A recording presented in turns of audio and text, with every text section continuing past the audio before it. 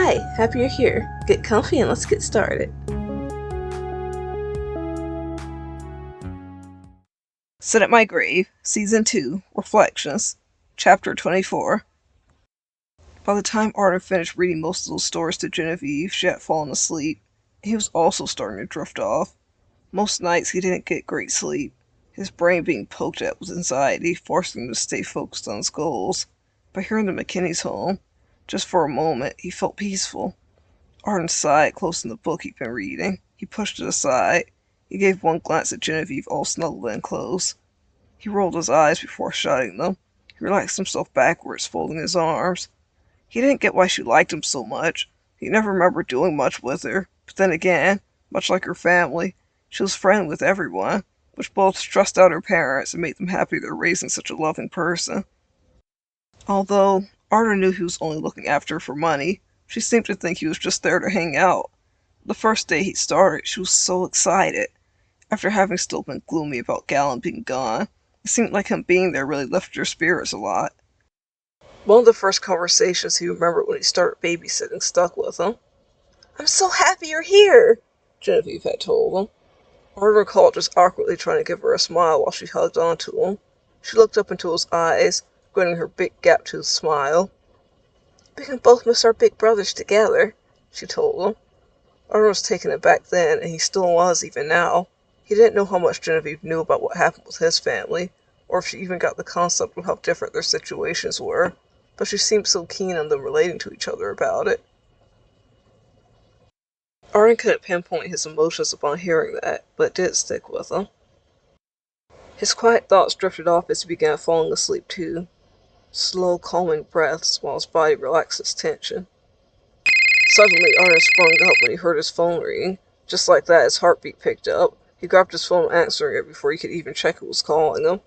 Just hearing the ringer got him rattled. Being so relaxed when it rung just brought back bad memories. "Hello?" Arden muttered.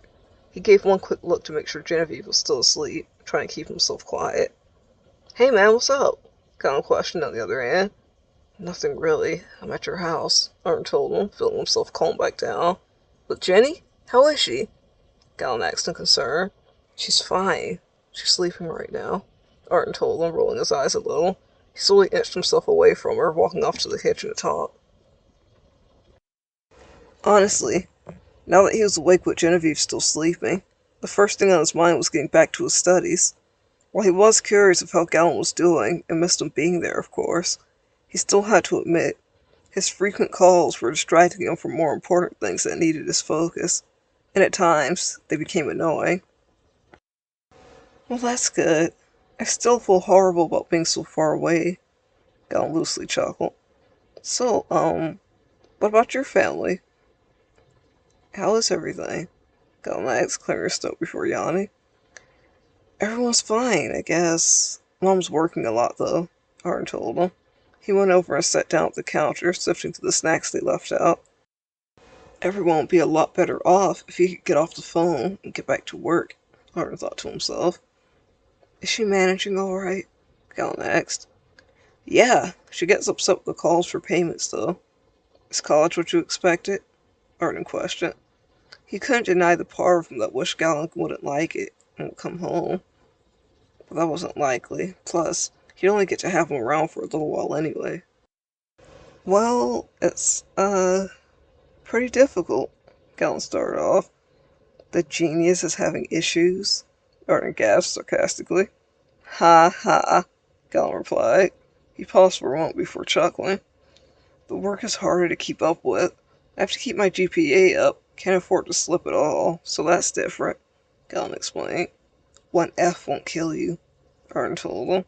Gallon laughed again. "It won't kill me, but if I don't keep it up, I could lose my scholarship," Gallon said. The stress was apparent in his voice as he sighed again. "Well, that would suck," Arden responded. He bit down to his apple, quietly chewing as he pondered it. He wasn't really sure how to help. He never really liked school, and thought this was a bad idea in the first place.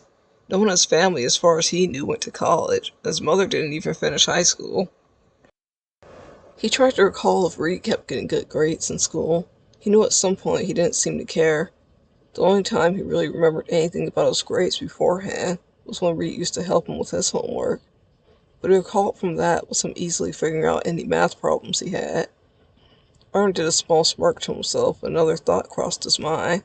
Before, when Reed used to do his homework, he'd always mix 2 sodas together and chuckle them before starting. A pointless memory, but somehow his brain kept it. Yeah, it would suck, Galen groaned. Are you keeping up right now? Arnold asked. Yeah, basically. Getting myself to every class, doing the work, and everything is just making me so tired, though. But enough complaining. Some good things happen, Galen insisted. Yeah, like what? Arnold asked, finishing up his apple. I've been talking to some other students here. It's really cool meeting all these new people. They're always inviting me somewhere, Galen said, beaming. Arden rolled his eyes. That's not all that cool. People talk to you in high school, Arden reminded him. Yeah, but, I mean, I didn't really, Galen stuttered a bit. What? Arden questioned, frowning. Nothing. It's just different, I guess. I hope you can come visit soon. There's a lot of events starting to happen now. I got my room more set up, too, Galen told him excitedly. Maybe, when I'm not so busy, Arden told him. He heard Galen shift around a bit. Yeah, maybe.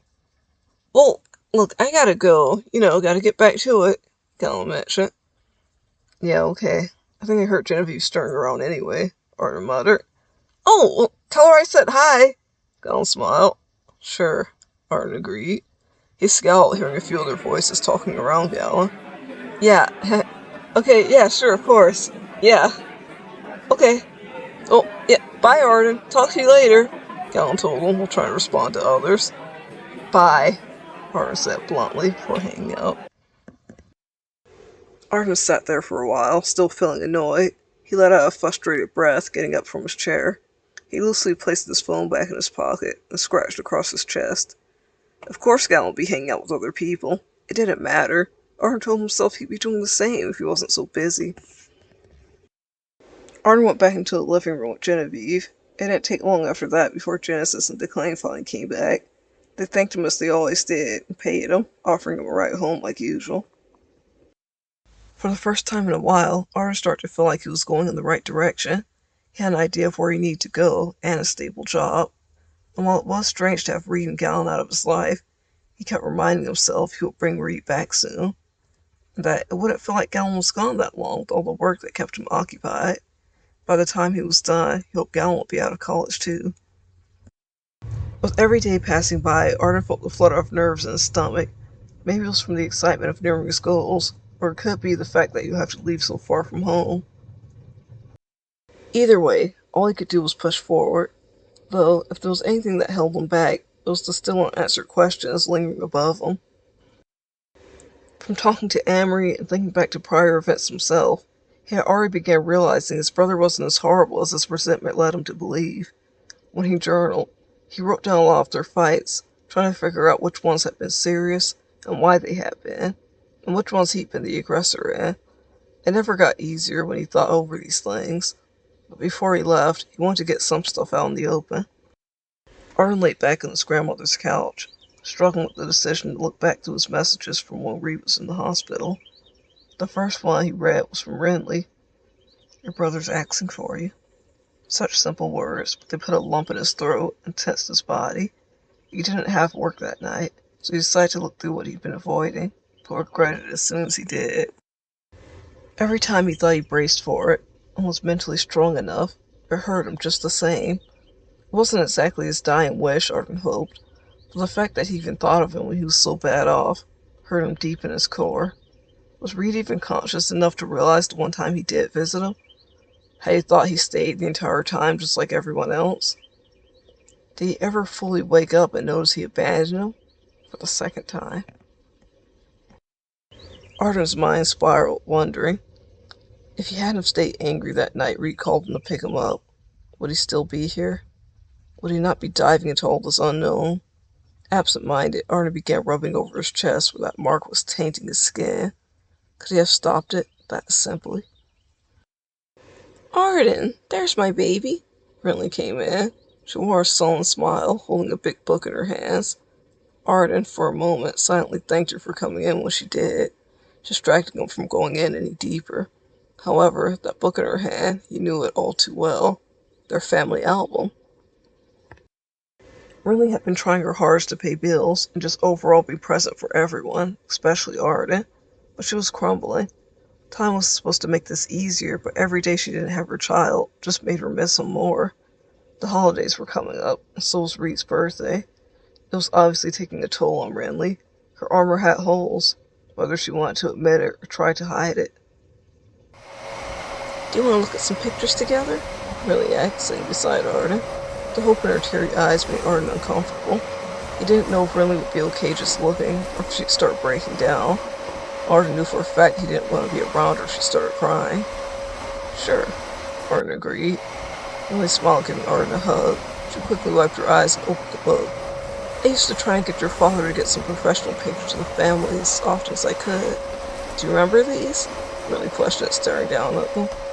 A lot of the old pictures, they try to have a color scheme thanks to Renly.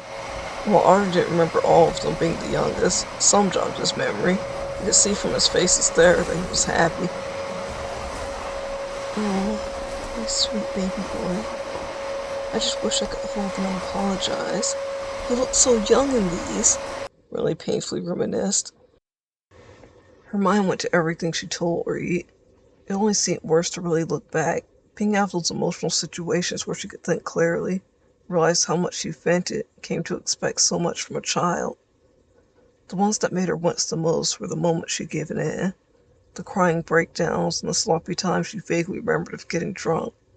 It didn't happen often, but she was sure regretful things occurred when she was. Oh, I remember these, Renly exclaimed, putting her hand over her mouth. Her eyes showed all the love and pain bubbling in her heart. She glanced at Art in the back of the pictures. These were taken when you were born. Look how tiny you were, Renly commented, pointing them out. Oh, and there's your brother, Renly sighed, smiling at the picture. In almost every picture Arden saw, Reed was smiling on his way to meet him. Was he at a party before? Arden questioned, pointing out the birthday hat Reed wore at the hospital. Renly went silent. She tightened her grip on the couch beside her. With some difficulty, she swallowed and spoke. He insisted he wore that to meet you when you were born, Renly explained. Arden kept his eyes on the pictures, focusing on one of Reed holding him, grinning down at him while he was swaddled in a blanket. I guess since we kept mentioning that day being your birth, he wanted to celebrate your birthday with you. He was a bit disappointed when I had to explain to him you wouldn't be able to blow out candles or eat cake just yet. Renly's laugh came out airy. A deep sigh rumbled through Renly's chest. With a gentle thumb, she rubbed across the picture of Reed.